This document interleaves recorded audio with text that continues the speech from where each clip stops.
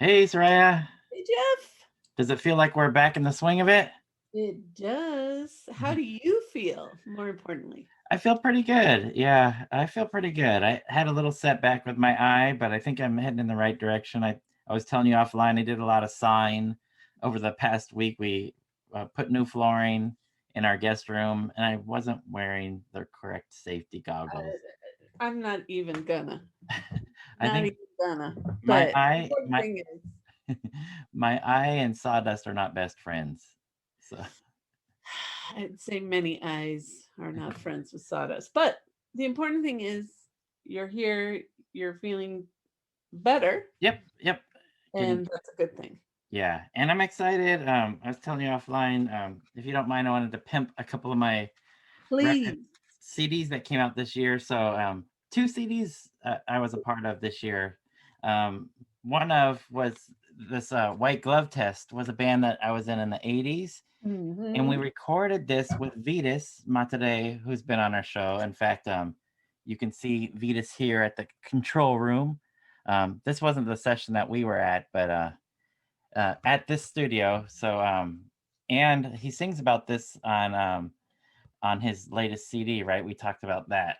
But anyway, so this was a project that we recorded 33 and third years ago, and it's finally out. Came out this year. So White Glove Test was the name of the band. Uh, our producer Philip Drucker, he's the front man of a band that I play in, 17 Pygmies. He gave me the original reel-to-reel tape for this, and I had it baked, which is a process where they actually cook the reel-to-reel so it doesn't snap on the machine. It was baked by a friend of Ronnie Barnett, Brian Kehew, who was nominated for baking Woodstock tapes like 2 years ago. Anyway, so we used the artwork from the actual reel-to-reel boxes. It has Vitas's writing on it, so his notes. So finally came out. It's called Rust Never Sleeps. So um, we made the CD kind of look like the reel, and got some old pictures of us as young kids from Love it. from a video that our friend Mike Meeker did. So, anyways, finally out. White Glove Test, Rust Never Sleeps. It's a live thing that we did, and it's pretty fun. I'm glad that it's finally out, and it's on Amazon, Bandcamp, um, Spotify, Pandora, all that stuff. And then a new project that I'm a part of, Smoky Ghosts of Big Trees. You've heard this one, so we put out a couple EPs digitally, and Tori, our front man, wanted a physical copy, so here it is on CD again. It's everywhere that you could find it. If you want physical copies, the best place is probably Bandcamp. That's the cheapest. If you order from Bandcamp, I'll ship it from this box right here. I That think one. I think that we only have about 12 of them left, Soraya. Like, I cannot believe how many of them we've already sold, but there's about a dozen of these left. It's on Amazon as well, Spotify, Bandcamp, Pandora. But we were a part of a project called Smoldering Ashes, and we still are. We're going to probably work on some new stuff, but three of the members from Smoldering Ashes put this together. Tori wanted to do vocals, so it's all Tori's singing. 8 songs, the two digital EPs put on one CD. But anyways, it's out there. I'm excited about that. But the Awesome. CD that we want to talk about today is this set right here. the the always amazing Barbara Manning, and this set, which um, Clive was very very kind to pass on to us, Super Scissors, which is really um, uh, sorry, I'm only thinking in Spanish right now. Forgive me. It brings together three uh, recordings of Barbara Manning. But our guest today, because we want to talk about this box set, is the one and only Pat Thomas. Pat Thomas, Yeah. who we love a lot on this podcast and who's been super generous with his time and knowledge and sharing anecdotes with us. And we can't wait to talk about this with him because we know, I mean, we're fans, but he's an even bigger fan, and Heyday Records put out some of her recordings too. So I can't wait to dig into this with you and with Pat and just get back to the business of recording podcasts. So let's get started.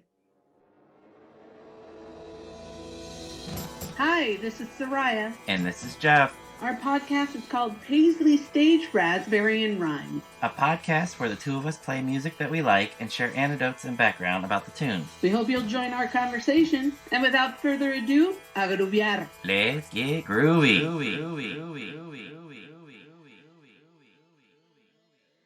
Where the hell have you guys been? I've been waiting like 10 minutes for you guys.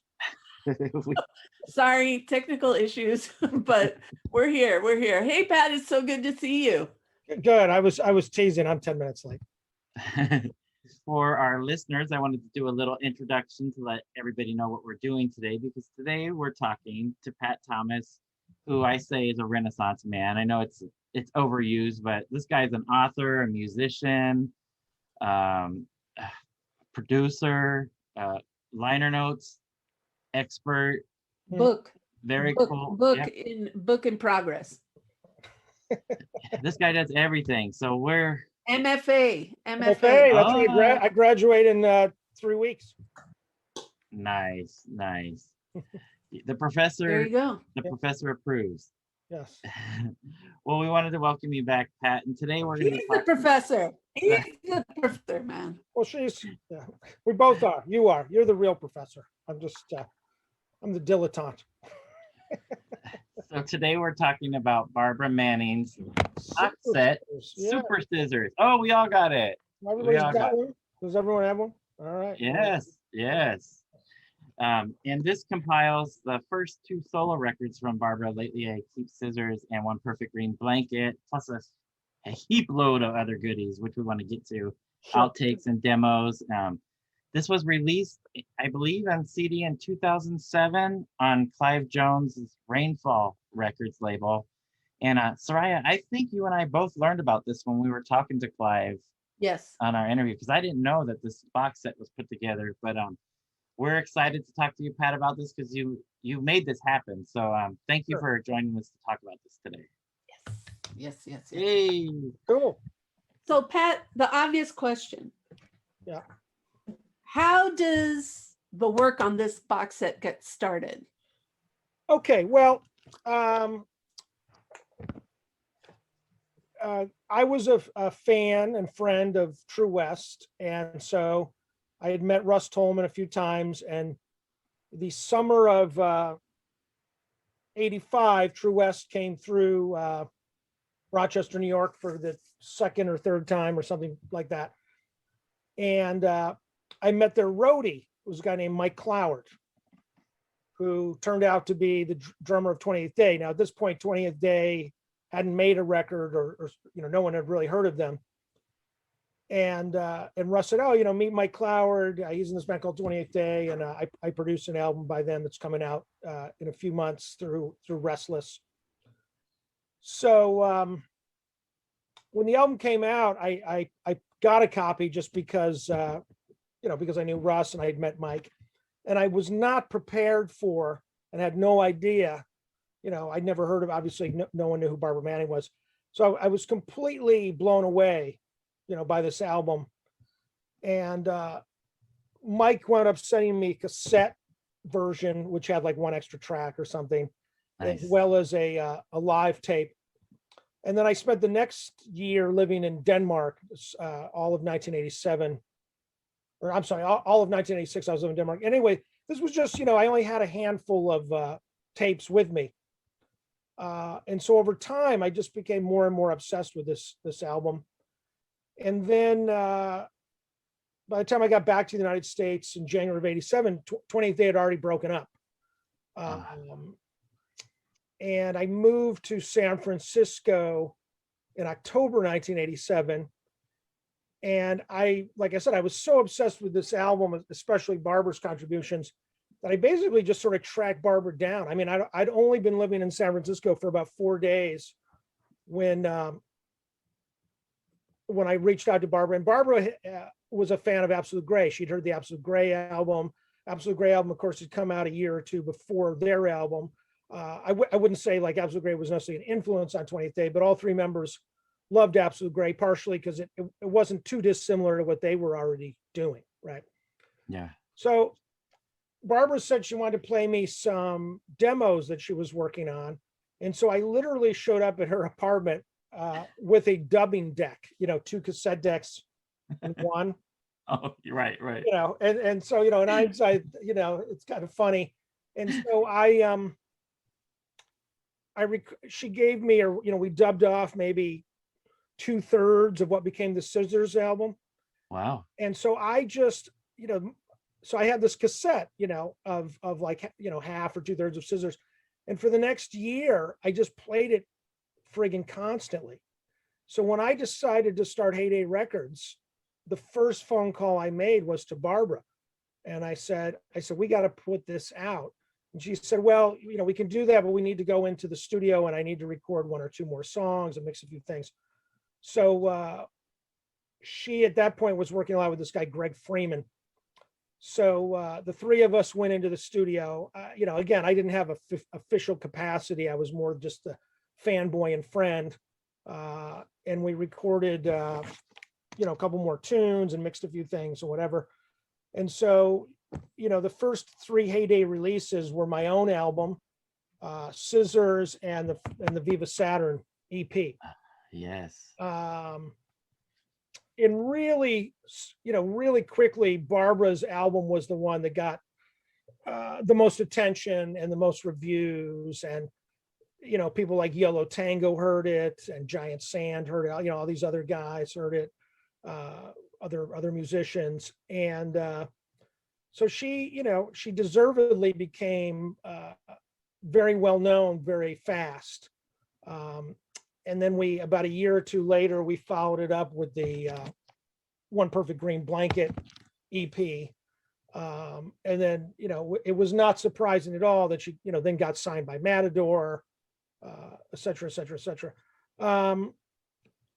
So meanwhile, I was always friends with Clive Jones, who was just a fan in England. And we used to trade tapes, cassette tapes.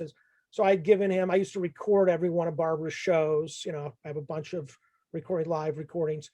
So, over time he became a super fan, and Barbara even went over to England and stayed there and met Clive and did a few little shows with her sister Terry. This is now we're up to about 1990, I think, roughly. Okay. So anyway, Clive said, look, I'll put up the money, now we're fast forward up to the 2000s. So I'll put up the money if you want to put together this, this box set. And so that became what I called Super Scissors. And so you've got the complete original Lately I Keep Scissors album. You've got the complete original One Perfect Green Blanket EP. And then you've got all this great stuff.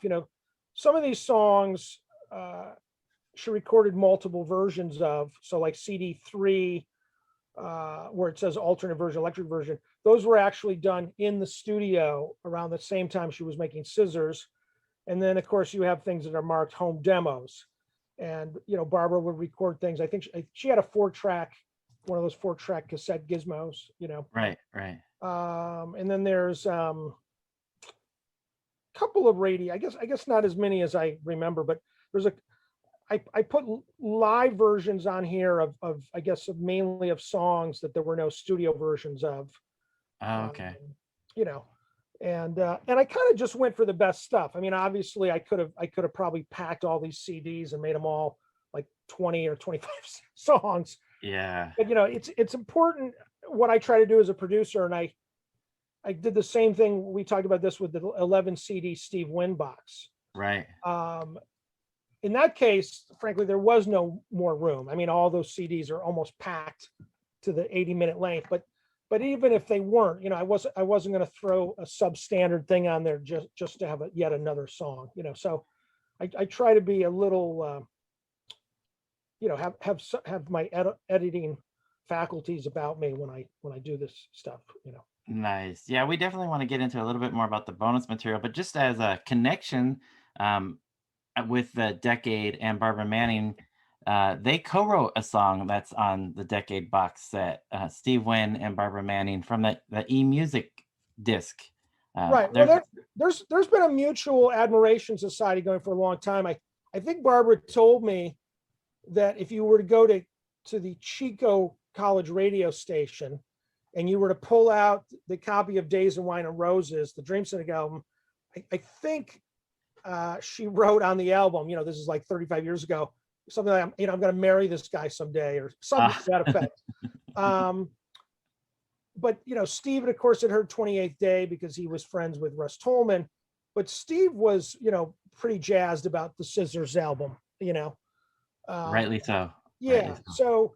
So they've always been a fan of each other's, et cetera, et cetera. And so when Steve started doing this thing called the e-music thing, he wanted to collaborate with a different person each month.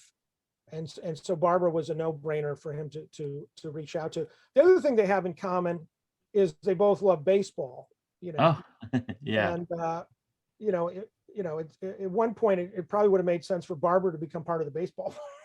Oh, wow. I'm Wow. not saying it was going to happen, but she would be an obvious contender to be in that band as someone who loves baseball and rock and roll. Wow. That's cool. I don't share their not only do I not share their admiration for baseball, I'm not a fan of team sports in any shape or fashion. Yeah,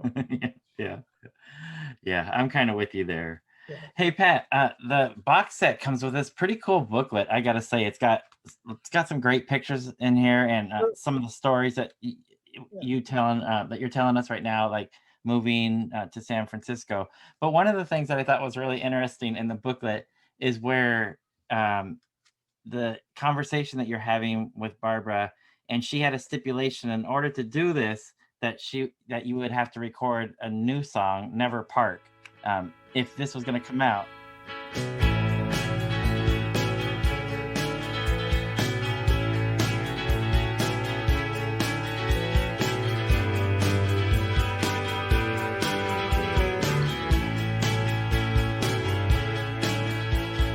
Pushing harder, getting nowhere. I can get there faster in my car.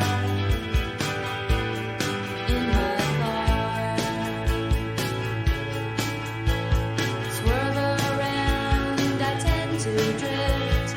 Never used to keeping in one lane.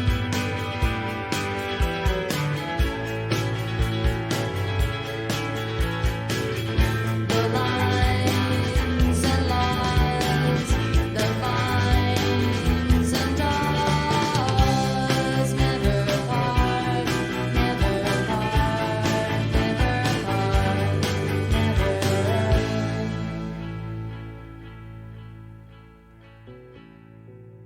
I believe you were in the studio when she was recording that session for this. Right. Yeah, I right? mentioned that briefly a few minutes ago in my introduction. Yeah, when I called her up to say let's put out an album, which became Scissors, she said, "Yeah, you got to let me record another song." The thing I remember on Never Park is, Barbara was really into the Bats and the Verlaines and the Chills and all these New Zealand bands, and I remember her saying, that Never Park had a little bit of that Flying Nun vibe. And of course, we brought in a cello player, a woman named Kim.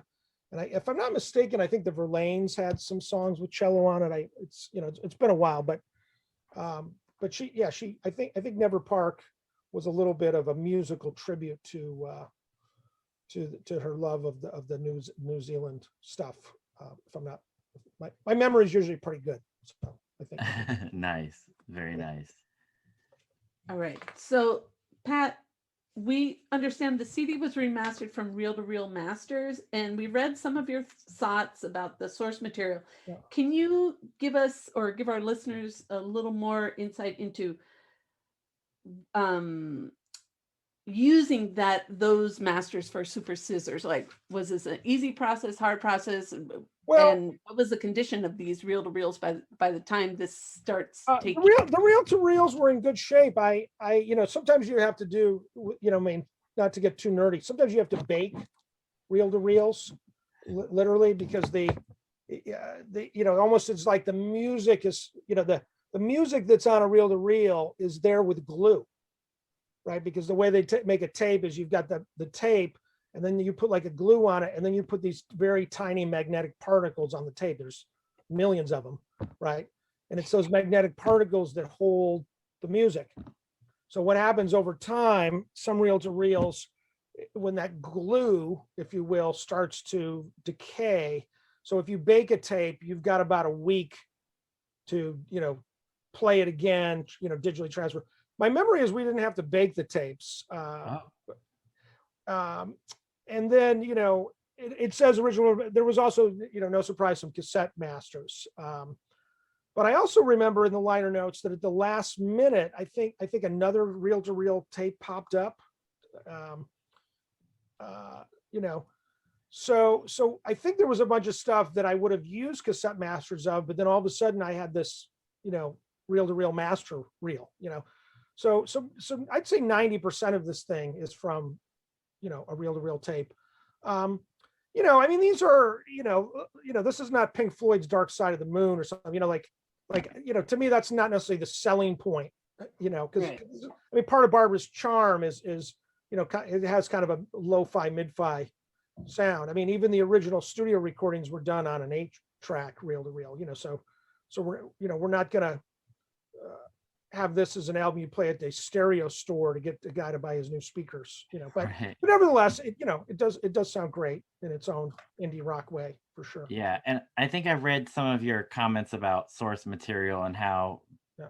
reel to reel is a little bit overrated sometimes, that the source material is such a big deal and it's more of a marketing thing, right? I think I've read you say Yeah, I mean, obviously, in general, an original reel-to-reel tape should be the best source. Lately, what's been happening is, if you're doing an album from reissue an album from the 90s, there's a good chance there never was a reel-to-reel tape. It might have been a DAT master.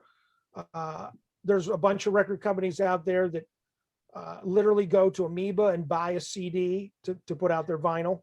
wow. Wow. Yeah. And the funny thing is, I'll just tell a little story.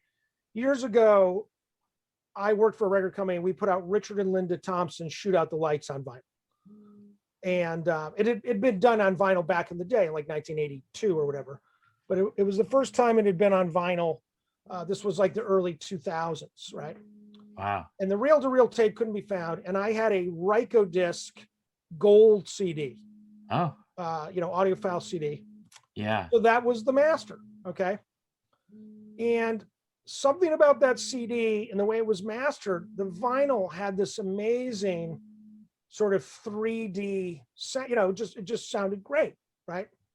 And it got a great review in an audiophile magazine, right? Wow.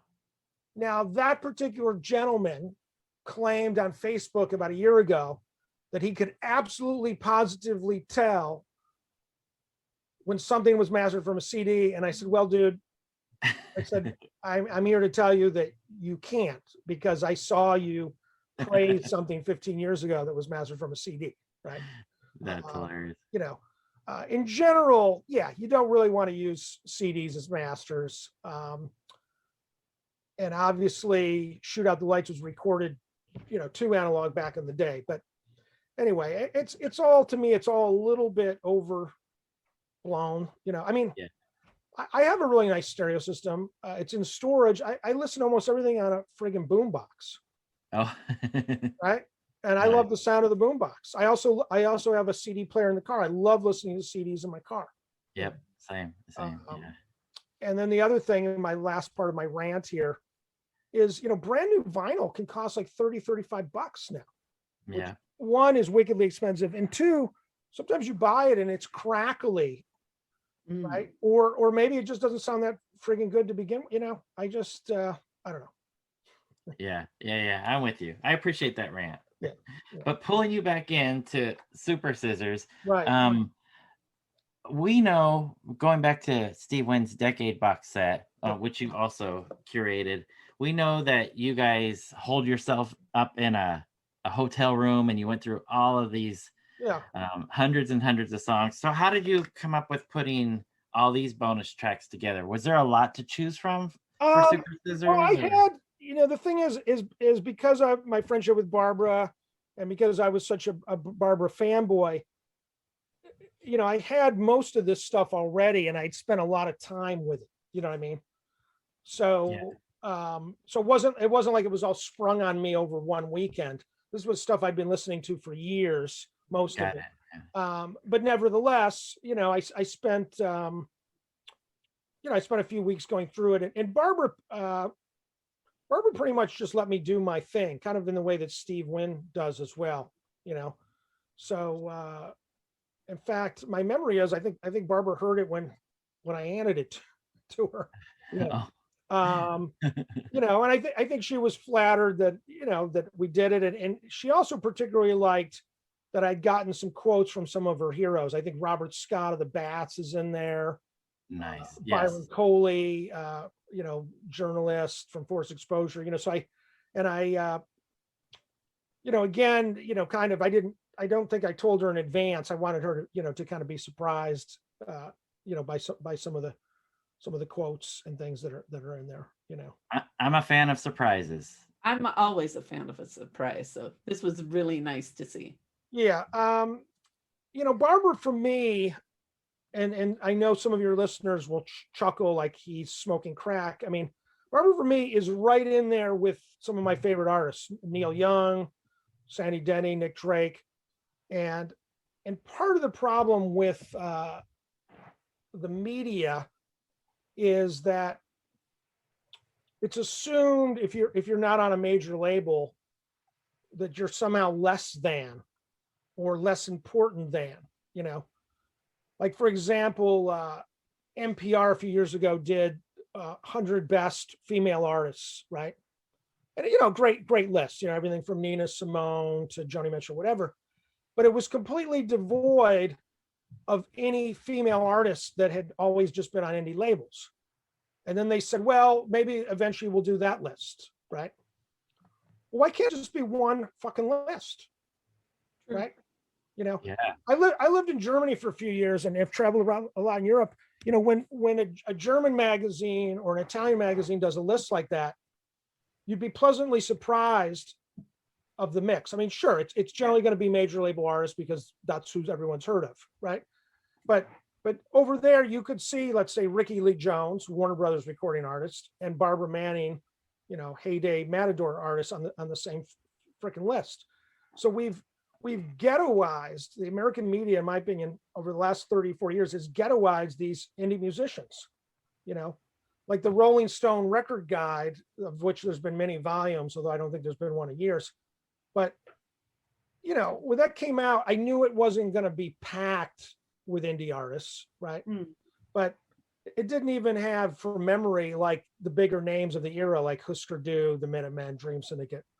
It only had REM because they've been bounced up to a major label. Right. So I will gladly talk of Barbara Manning in the same breath as Neil Young or Nick Drake, because she's simply fucking there. She just is. Wow. Yeah. 100%. Yeah, we agree with that. Yeah. Speaking of Thanks, Pat. speaking of talking to Barbara And Manning, surprises, yes. well, Pat, you didn't know this, but we reached out to Barbara and we asked if she wouldn't mind hopping in at the end of this All right. and and making a couple of comments. So I Barbara, haven't seen you in so long. Hey, Pat, you know what? What? You're a really good interview. That is incredibly interesting. were you listening to me?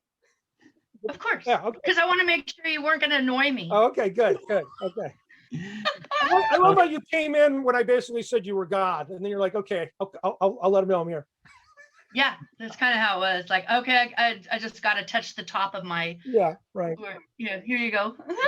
Okay. I thought it was Thank you. Thanks a lot, Pat. That was really beautiful. I think that's amazing. It's, it's really incredible to have somebody say that about you and to consistently say it. Yeah. And almost every year I get embarrassed because you have, I don't know why, you just have this like, I gotta post this Barbara Manning. And then Yes, I'm always I do. like, stop. Right. Yeah.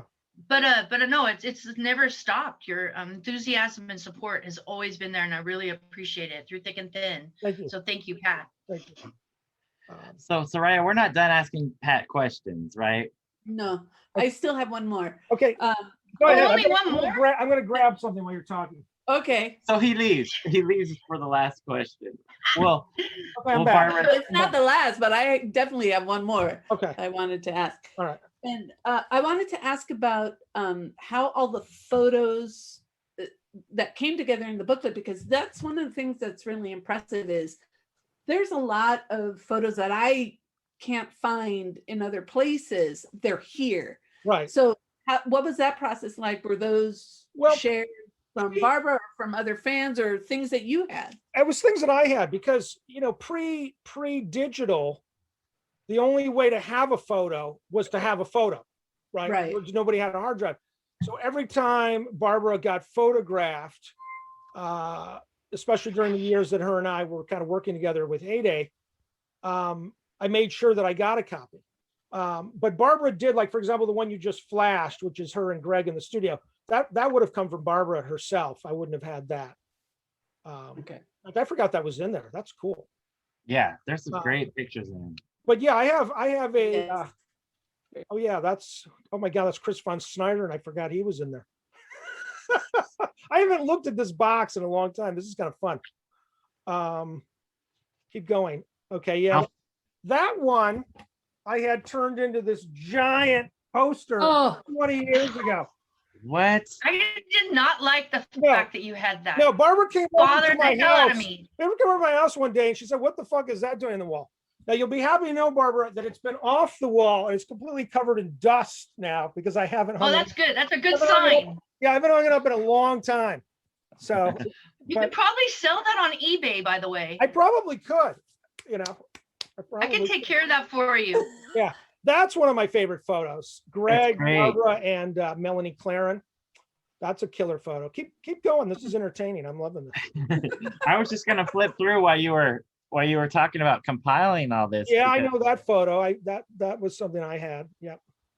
Yeah, so That's for our li- Barbara. That particular photo is Barbara, like not long after I met her. That's what Barbara. That was the Barbara look when I first met her, right there. she looks pretty much the same now. Yeah, she does. That's from a World of Pooh gig, actually. Outdoor World of Pooh gig. Yep. And we should mention that Barbara's been in all kinds of other projects, SFCOs. Yeah. You mentioned 28th Day or solo stuff. Yeah, I know that one. Yep. Barbara, I know you're that's- I'm loving. just surprised I would even let a photographer get that close. I know. I actually like have this a funny. Oh, I love like that this. one. That's from Barbara's own collection too, I think. That's a great one. Oh, that old K. Yeah. Barbara, you got to be loving this. Like, maybe It's hard not. to explain. The picture part is a little Yeah. embarrassing. I think part of, I mean, I'm getting so old and slow and Yeah. clunky, and I feel like the old Barbara Manning is like a different beast. Yeah. And I mean, I do definitely feel detached almost from the person you're talking about. You know what I'm saying? Yeah. As opposed to it being me myself. It's just, it's like I want to talk about that though in a real positive sense. Barbara, for years, and I mean this with love, her live shows were a little bit of a roller coaster ride, right? Because she'd be fidgeting with the tuning or whatever, right? In the last 10 years, Barbara gets on stage and she's like just fucking on, right? Like you've got, because of the snark, I all of a sudden had a tuner. yeah, right, exactly. So really, I mean, Barbara on a if we want to just go on a professional level, whatever the fuck that means, her live shows are like killer. They've always been killer, but they were always, like I said, this kind of train wrecky thing, but not anymore. Jesus Christ, they're fucking like. I don't play anymore. That's why. It's almost like left to memory. Yeah. Actually, you did a performance, Barbara, what, 2 months ago, a month or two ago. Oh yeah, to really only like a couple people watching. Mhm. Not true. I was watching online. Could you? But you couldn't really hear it. I went back to try to see what it was like, and Mhm. I realized, oh my, that was pretty rough. I my favorite comment of the night, you know, because it was the first time I'd ever live streamed anything, Mhm. and my favorite comment was something like two people talking about how frustrated they were that they really couldn't see and they couldn't hear, and somebody said, you know, I think she just put this on the table, walked away, and there's nobody even looking at these comments. And I was like, yeah, that's true. That's what happened. Yeah, Hilarious. I don't know. I feel like if you I feel I'm very weirded out by the fact that I'm not as good as I used to be. That's what I feel like. Like I feel like I don't play as well. And it's nice, Pat, that you're saying I'm actually better You're than better. before. You're better. Yeah, you're better. Yeah. I'll just take that and not, you know, Yeah. and I'll lick my Yeah. my insecurities later. But Yeah. it's scary to play when you have people with this mindset of like, ooh, we're gonna get, you know, Matador record era Barbara Manning and or heyday era, sorry, and maybe even better. Okay. Yeah. But you know, Yeah. I can't really I don't know if I can conjure that same ability because I was pretty fierce back then. And now I'm just like grateful to be able to play in front of someone. Mhm. It's kind of different. Yeah, I was having a argument with this guy on a Facebook months and months ago, and he knew that I was very just like kind of jealous of the fact that Cat Power and Liz Fair were always the go-to people that people would talk about with in regards to indie rock females. And the fact that that really annoyed me, and so he started to just send me all these Cat Power videos all the time. Oh, Wow.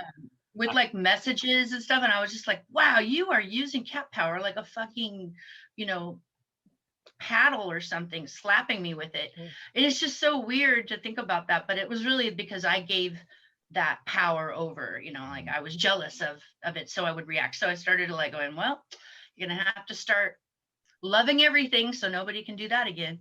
But anyway, insecurities are funny, and Pat, you and I know a lot about that, and that's one of the things that's cool about our friendship is that we, if you don't mind my saying, Pat, Yeah. share a really fucked up mental health state. we do. And We do.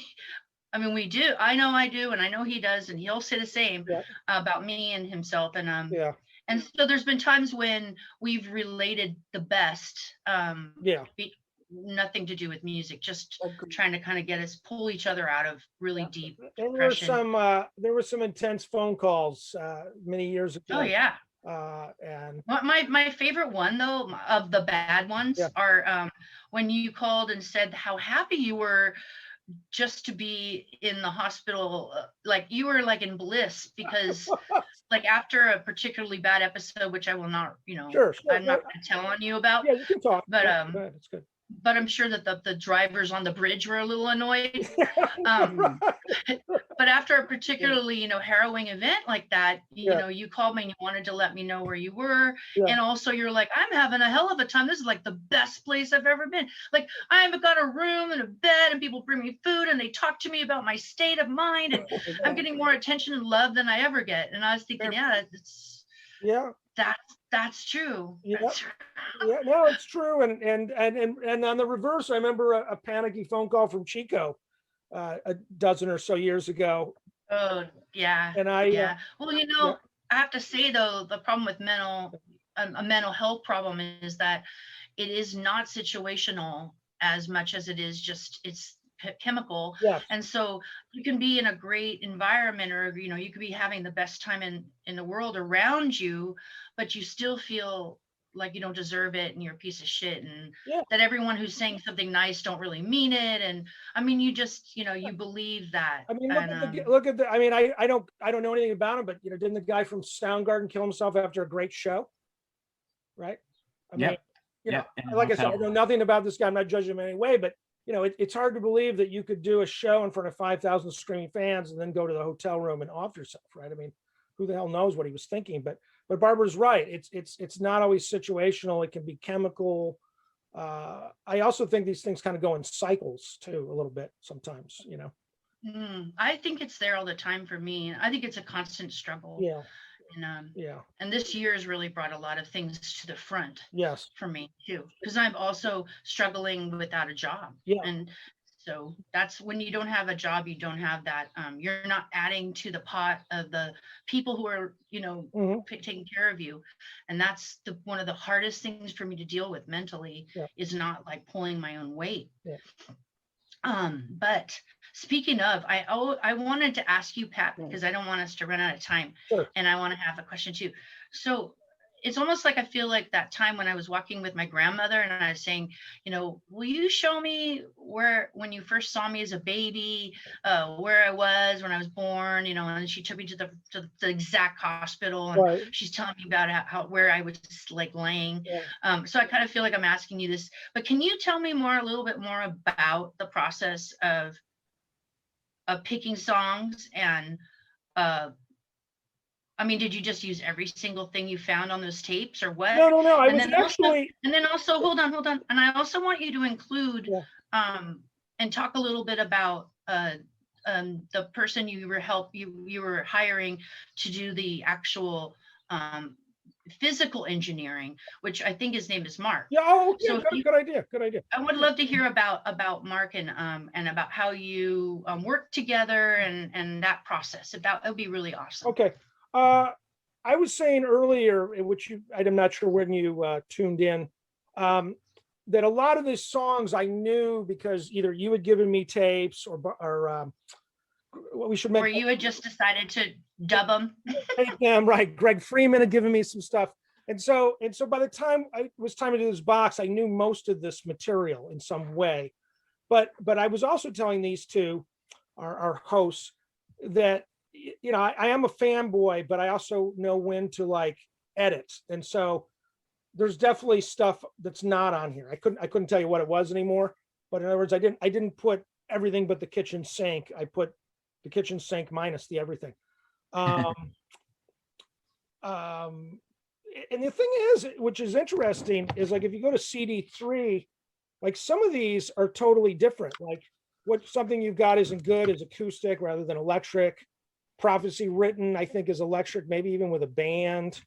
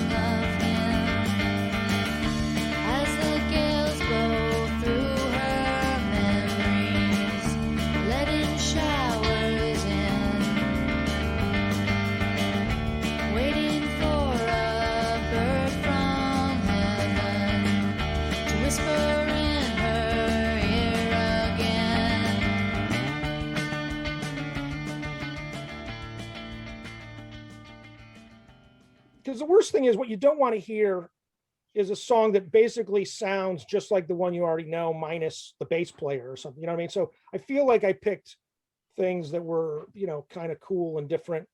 Wires, Cages, Fences, and Gates has drums. You definitely must have supplied me with some of your 4-track tapes because a good friend of mine, Mark Sherrill, had a 4-track player, and he and I mixed those. And when I say mixed, we kept it really simple. In other words, we weren't going to Phil Spector you and like add strings and horns. I mean, we pretty much mixed it in a real simple way because they were just home demos. So I think they were mixed more or less as Barbara might have mixed them herself.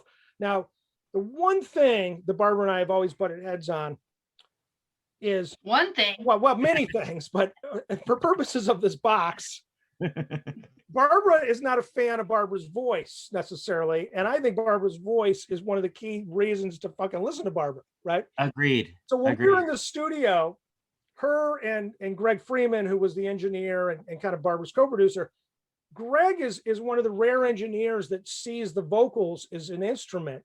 And so he was mixing stuff kind of, in other words, vocals generally float over the top, right? Like here's the band, you know. And Yep. so I think the one thing that I did in the studio was like, can we have the vocals just a little bit louder? And so I think if I hadn't been in the room, the vocals would be a little more buried on the Scissors album, you know. Thank you, Pat. Thank you for that. Because you know the thing about Barbara that proves that her voice is amazing is think about all the cover versions that she's done. We were like, holy fuck, this is great. If she had a terrible voice, why would you want to hear her sing someone else's too? Mm-hmm. Yep. Yep. Absolutely true. Yeah. You know, Barbara has an ability to make some of these songs. So you were mixing these tapes and you hired Mark because he had a 4-track or because he had a way to No, he had a 4. He was the only guy. He was the only track to person. the electronic stuff. No. Mark was the only person I knew that had a 4-track, and he was a fan and a nice guy, and he did it for free we did it in his garage. Yeah, I'm kind of conflating. He did it for free? Yes, he did. So I'm kind of conflating, you know, the Greg Freeman sessions, what I call the real sessions, with the demo sessions. But I was just saying that. I think that's where the real work of the box set is, because you know, sure, you can remix the 2 albums, but you're not going to make huge changes or decisions about that. Right. But all that, you know, what I call basically my crap. Oops, I almost spilled something. You know, just like all those extra songs that I kind of went, oh, that's kind of a weird ditty. Let's just leave it on the tape. That finally, you know, that came out. Right. That was the stuff that I was like, oh, what's it going to sound like, and I mean, is it going to ruin my reputation because it's all not that great, or you know, something like that. And I that's why I'm really the most curious about. I guess it's the third. I'm not sure which one it is. Yeah. The 3rd disc or whatever. That's the one that I find the reason to buy the box set is because that's the stuff that doesn't exist anywhere else. And should it exist even? You know, big question. Yeah. But anyway, so I had only I just over the last 6 months or so become friends with Mark Terrell on Facebook. Yeah. And so I wanted to know what that process was like. Right. And because that's the most interesting part of the box set to me. That's why I was hoping you would maybe talk about that more. But I suppose just, you know. Yeah. Well, one thing I just realized that these home demos were recorded here it's hard to see it, you guys, but that's the home they were done in. That's 560 Lion Street, which when I met Barbara, that's where she was living. This house was like the size of Texas. And I think she had the complete 2nd and 3rd floors. Well, not me, but me and 7 other people. Yeah, Terry, her sister was there. A couple other people we might not want to mention anymore. Gina Arnold. There. Yes, rock critic Gina Arnold. Anyway, that was just a really, really amazing house. And now I don't think it's not on here because there would be no reason for it to be on here. But one thing that's in Barbara's archives that I got to hear, one time Gigi Allen stayed at Barbara's house or stopped by.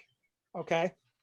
Wow. And so she said, I have this demo with Gigi Allen. And I thought it was going to be like, right? It was this beautiful acoustic song. Too scary. Yeah. It was this beautiful acoustic song. It's her and Gigi Allen. It's cool. I mean, I haven't listened to it in a long time. I have it somewhere, but yeah, there were all kinds of little surprises in those tapes.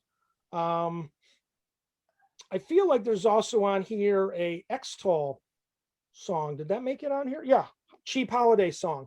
Old man sits inside castle walls. Brown babies stare at you, wide and tall like the press on the roof of the mission. White like its walls with stained glass incision. Collision course set for the heart of the sun. Find solitude, gratitude, still on the run. Bright green Pacifico, grande magnifico. Why is it so difficult? Why is it so difficult? Why is it so difficult to take it as it comes?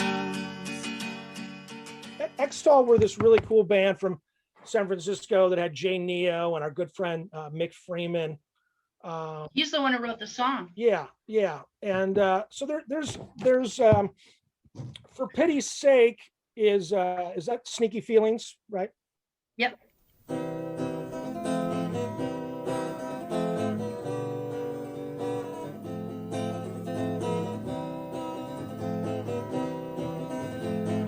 You keep saying you're changed, man. No one does it quite like you can. Only you know you can't do it better. You keep saying you've made good, then you do it again just like you knew you would. Well, I don't believe you. When I see you, I turn away. When I heard that, I first heard it from Barbara. I mean, I actually thought it was a Barbara song for like 2 years before I realized that she had heard it from them. And although she used to hate me for saying this, you know, there's a real folky element to Barbara's. It's in her DNA, even if she used to want to punch me in the face for saying it. But you can hear it on the fact that she blends Scissors with I've Been Working on the Railroad.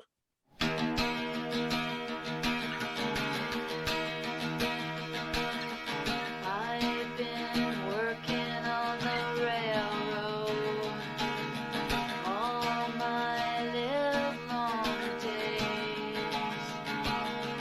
I've been working on the railroad just to pass my time away. Can't you hear the captain shouting? Rise up so early in the morning. Can't you hear the whistle blowing? Oh, Dinah, won't you blow your horn?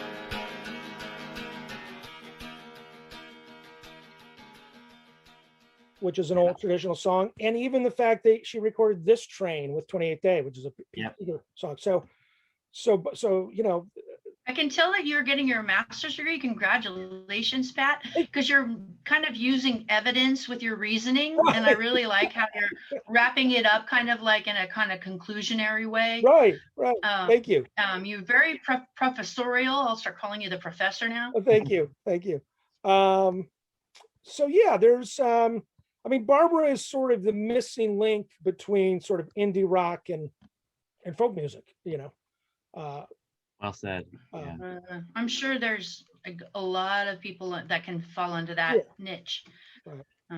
So really, basically, I was just curious, like, you know, the mixing part, like, well, I guess if you have a 4-track, there's not that many things to mix. There wasn't. It was real simple.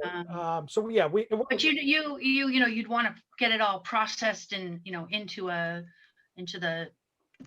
you know, away from the cassettes into something more substantial, right. like a reel-to-reel tape or something. And that's why I was just curious, like how much of that, like when you're doing your compiling of a artist, Mhm. you're very much like the person that hovers on top, right? And then there's like other people are kind of doing the nuts and bolts part, and then you kind of cruise in and decide if it sounds right or not. Yeah. Well, I was talking about you know, I did this 11 CD Steve Wynn box. Yeah, I know. I was listening. I know it's amazing. Yeah, and that, honestly, you know, that you don't want to pack the CD too much, and then you just want tasty bits. You know, you want to have. And then something I learned from Russ Tolman is that you want people to want more, so you have like these very special placements of things on a record. Sure. Like the first 2 tracks and the last track on the first side, and the first track on the second side, and then the last track on the last side has to be leaving you something like kind of like it's not quite finished yet. Yeah. So I get that. Yeah, I get that. I do with Steve's box set. I kind of treated it like the Gong Show, because if the song didn't grab me in the first minute and a half, I went past, because we have he had something like 200 songs. I boiled it down to like 60, Yeah, wow, that's amazing. Yeah, that's true. That's a good point. That would be really hard from somebody who's been putting out music continuously for so long. Yeah. And I'm curious about the True West box set that you're going to be doing. They've only got 2 albums or something, right? Yeah, and then exactly. Right. And then they weren't very friendly with each other for a while, so I don't think there's a lot of like extra later just it's kind of like where are you going to get this stuff, and how is this is going to be interesting. We're going to include for the first time ever on one package the non-Russ Tolman True West, right? So there's going to be some True West where Russ didn't play, didn't write. That's going to suck. Oh. Ouch. Not editing. This is staying. Yeah.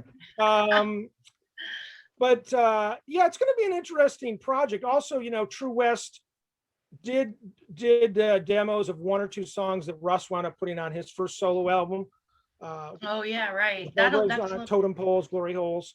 And I actually haven't really started on that one. It seems a little daunting, even though there's not that much material to pick through. And what you give them to an engineer and then give them a list of what you want them to mix, and then you come in and listen to their mix and make suggestions? Is that what happens? Sometimes, or sometimes I just sit in the same room, and just be like, okay, but usually like with the Steve Wynn box or this True West box, there's no mixing to be done, because it's in other words, it's just, here's a cassette or here's a reel to reel. We don't have the multi-track tapes anymore. You know what I mean? So I'm really going for just cleaning it up. Yeah, cleaning it up. And also I'm kind of going for performance over sound. In other words, if it sounds crap, in other words, if the audio is crappy, but the performance is great, that to me is more important than great sound, terrible performance. Does that make sense? You follow what I'm saying? Yeah. Because, I'm not, like I think I said earlier about this stuff, this isn't Dark Side of the Moon where we're going to use it as a stereo demonstration record. So we're really looking to extract the best possible performance, right? Someday if we all live long enough, maybe we'll do a giant Barbara Manning live box. Oh, I know I have so many tapes. Like I have You do. zillions of DAT tapes of live shows from me in Europe with Calexico backing me up and stuff. I have so many. Yeah, and I should have dragged it out ahead of time to flash them. I probably have about 50 Barbara Manning CDRs, because I've digitized most of my Barbara Manning collection. So that's so nuts. I used to be so mad when you show up to record something. Yes, I know. I get so mad. I'd get mad at Pat so much back then, because I guess I just didn't feel comfortable with his adoration. It was very awkward, but there was a show. Sometimes you want a live show to be like in my you take a breath in and you breathe it out, and then it dissipates and it's gone. That's rather than being something that is forever, ever, ever, ever, ever. I got blisters on my fingers, that kind of thing.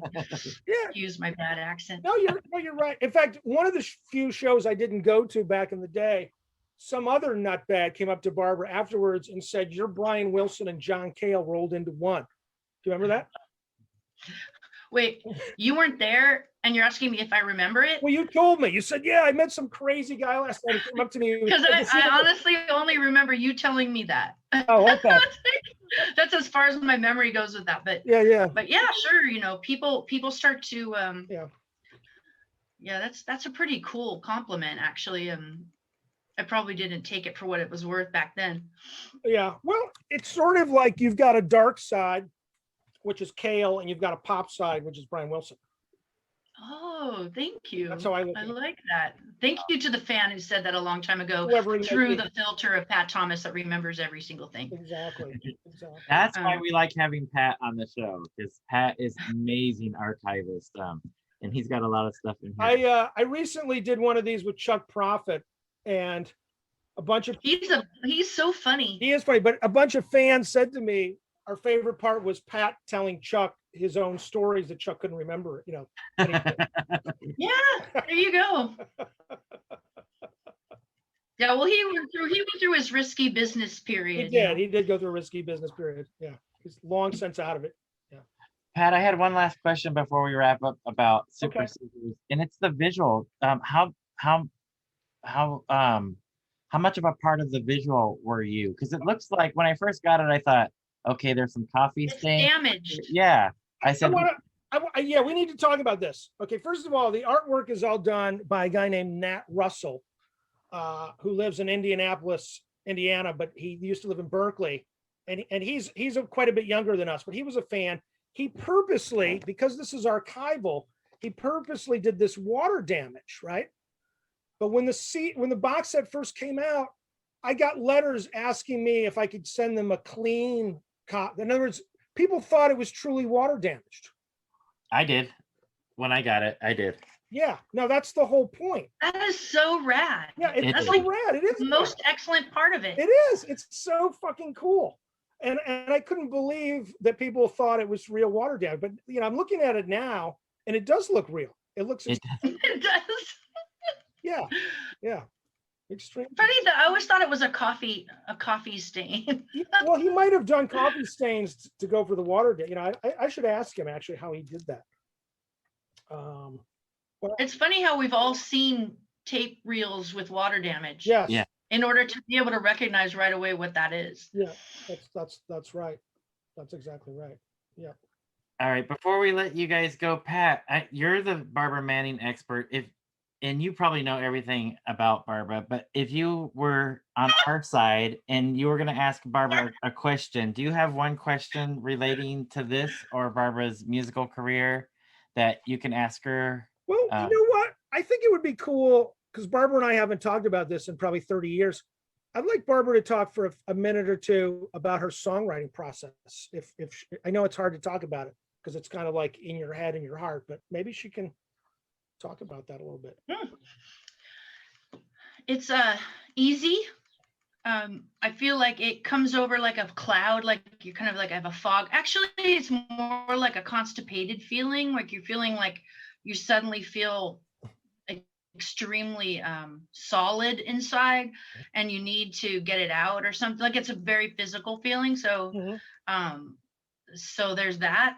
And I get it still because all of a sudden I'll get these like lyrics in my head. But then the thing is, I also poo-poo all things all the time. Like I feel like sure that, I'll start playing something and then I'll go, anyone can write that.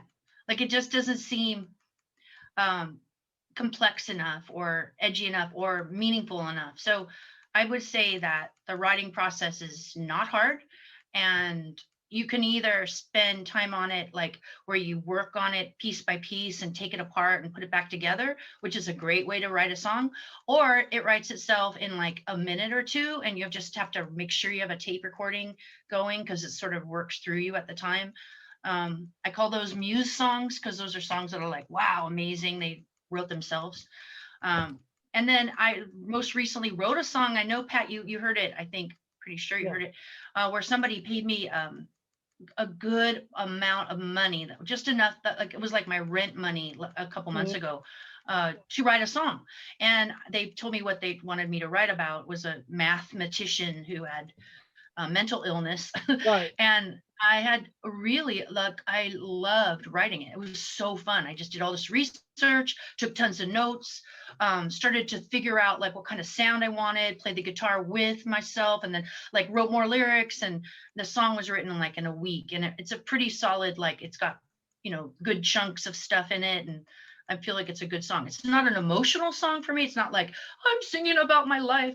It's totally, it's just a song about a person. And I think it's it's going to sound good with a band. Let's see if 28 Day will play it. Yeah. Yes. Last question about songwriting. I Yeah. know Pete Townsend does this a lot, and Neil Young a little bit. Do you ever have like a piece of a song and then 5 years later you go back and grab it and put it into something else? Or Yeah, Pete would do that a lot. It's fun to hear it in other songs and go, hey, he stole that or he repurposed it. yeah, I can't think of an example of that, Pat. I don't think you do that, but And I think it's because I throw away most of my stuff. Mhm. Like Mhm. I look at it and go, is this better than anybody else's version of this kind of sound? No.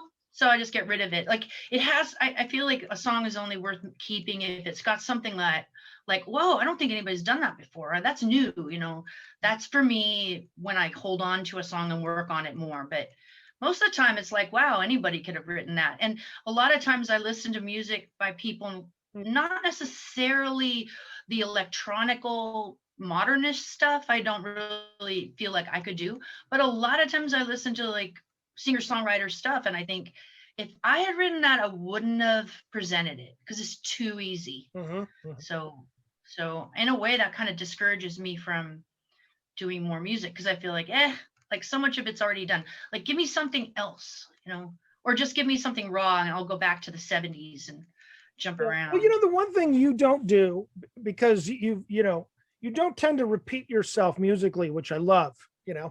Are you sure?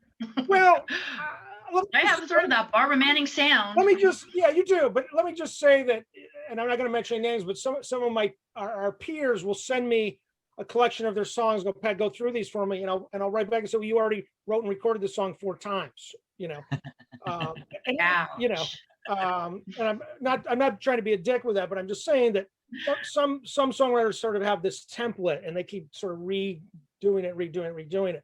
But your stuff has sure, it's samey in the sense that it's definitely Barbara Manning, but Marky Smith is a completely different song from Scissors, let's say. There's nothing similar about them whatsoever.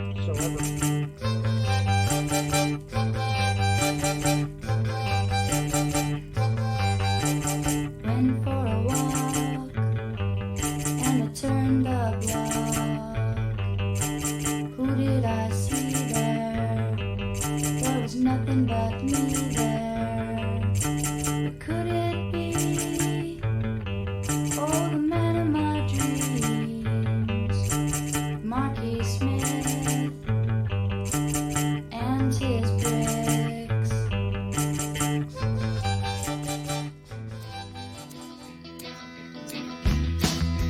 Lately I keep scissors,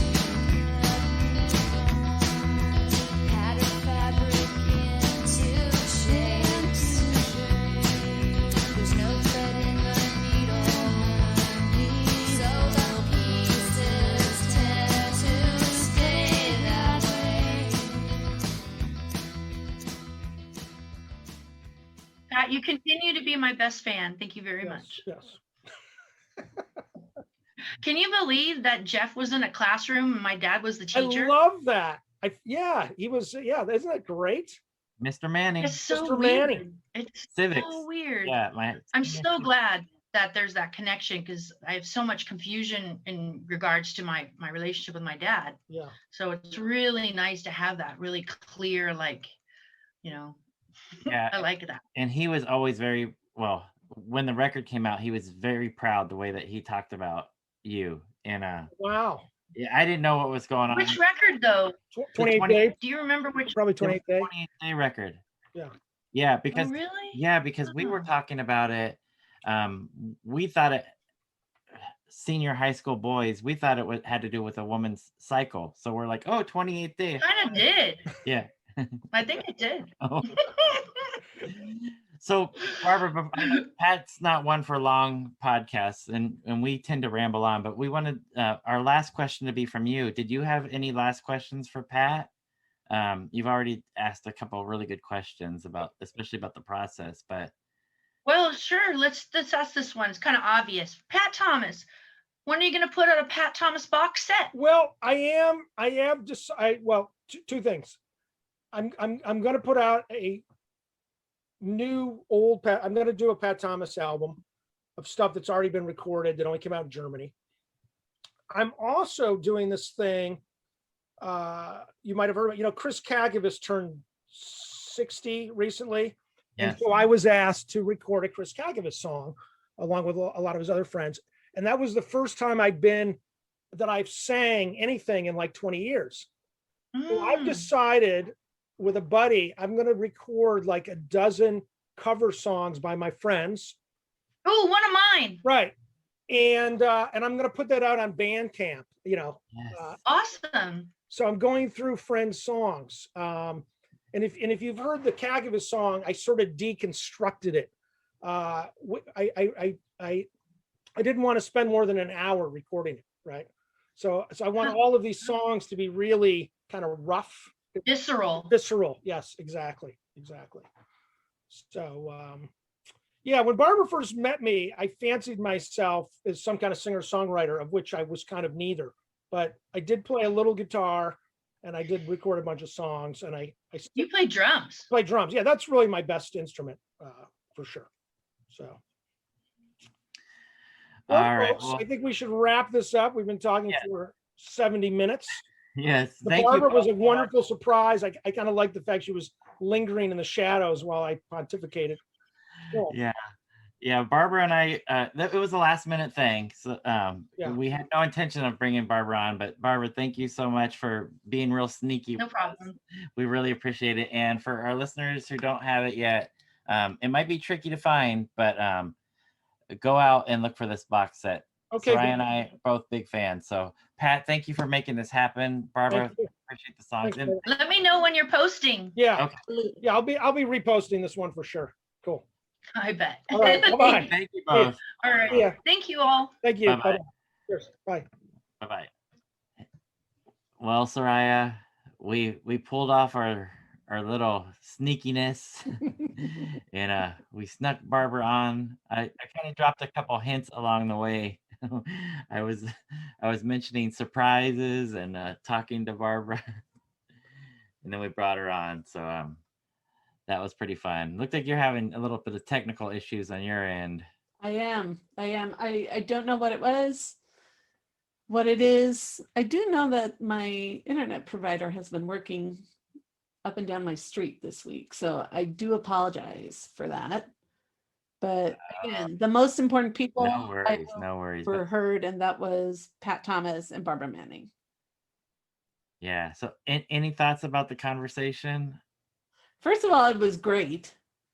I like seeing the two of them. I like hearing the two of them together. And it's so evident that their friendship not only spans a lot of years, but there's a great deal of respect between the two of them. And I just wanted to point out one quote from the liner notes. Absolutely. And I think to me, it's interesting how you listen to Barbara talk about kind of her process and what she feels comfortable with as an artist. And then here comes Pat Thomas saying, she said, I wasn't comfortable with adoration, but Pat makes very good points that his voice, Barbara's in, and she has to be a part of the conversation about important women in music, in the last, the top women of rock or whatever. But I love this was a quote that killed me in the liner notes. And he says, quote, "By the time of One Perfect Green Blanket, I was being told to keep away from the studio and keep my mouth shut, although I was still allowed to hear demos as they were happening." And so to me, it's interesting because as someone, Pat, who's a musician, a producer, an archivist, a compiler, you name it. But for an artist to say, hey, you know what? Yeah, I'll record this album for your record label, but you got to stay away from my studio and shut up about it, and that it didn't deteriorate the friendship, but I think it strengthened it across a number of ways. And you hear that in this box set, Pat said a lot of these things either I had or had access to, and that I felt were important to be released. And especially on that third one that has a lot of alternate versions and home demos. Very good box. Takes your vision of who Barbara Manning is as an artist. And the fact that, Clive told us, I'll sell it to you, but, I got no more to give. I think that speaks for itself, that, this is such a valuable collection that people are not willing to part with what they have in order to share it. And so, I think Jeff and I both realize this is, for some, this is going to be a difficult get, but it's valuable. And I think one of the things that people should know, as Barbara told us, is some of her work is accessible on Bandcamp, on Discogs, and even on eBay. So, begin to exhaust those places, because Barbara, one of the quotes I found online from bbislandmusic.com is that Barbara Manning is America's unheralded sweetheart. And I love that quote because she's going to blow your mind with her songs. Her songs are so, like, there's another quote in there, if you forgive me, and it was from a review of Scissors. And the reviewer is Rick Thomas. This is from 1988.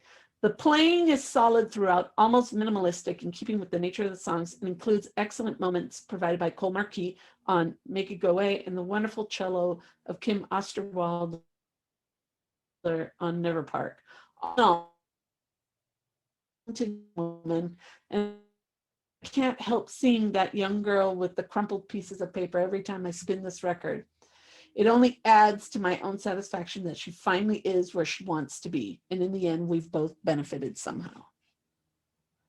She is really extraordinary. Agreed. Yeah, that's interesting that they call her America's sweetheart. And I definitely see that side of her, but I think of her as fierce. Yeah. Oh no, she's badass. I don't care what anybody says. I don't care. She is a badass. But that idea of she's the unheralded sweetheart, it goes to Pat's point where, like, she's been left out of a conversation that must have her in it. And it could be simply due to the fact that, she's an independent artist. And, as he made the point about where mainstream music media focuses. Yep. Here in the US, but she's fantastic. And if you have listened to 28th Day, you need to hear her solo work. Absolutely. Her solo work is outstanding. Agreed. Well, we went a little bit over what I promised Pat, but I'm glad we made this happen.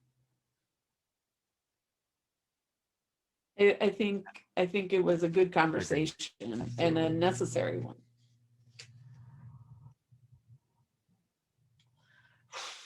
All right. Mi gente. Groove on, Paisley people.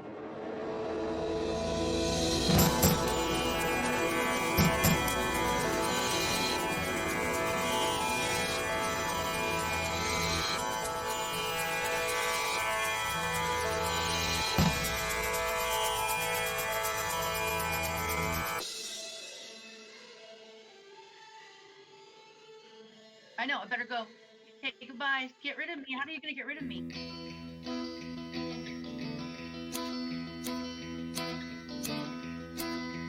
Lately I keep scissors